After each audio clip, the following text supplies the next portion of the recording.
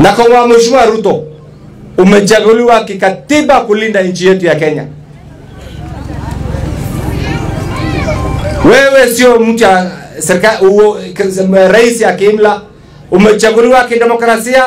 Wakenya wanakuunga mkono. Tunakuomba usimame na ulinde mali na haki ya Wakenya kikatiba. Mwishowe, sisi tukiwa jamii hapa tumeshuhudia serikali nyingi sana, na mimi nina bahati kama mzee wenu. Ile serikali tu sijafanya kazi naye ni ile serikali ya Kenyatta, mzee Kenyatta. Sisi tukiwa jamii, kwanza kwa sababu ya historia yetu, kwa sababu ya ile ubaguzi tulifanywa, kila wakati sisi tunataka amani na maendeleo. Kwa hivyo wale wanachochea wa Kenya kwa kimisingi ya ukabila, nawaambia leo tukiwa hapa, nyinyi ni adui kubwa ya Wakenya.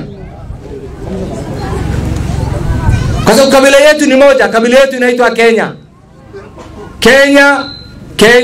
Kenya ndio kabila yetu.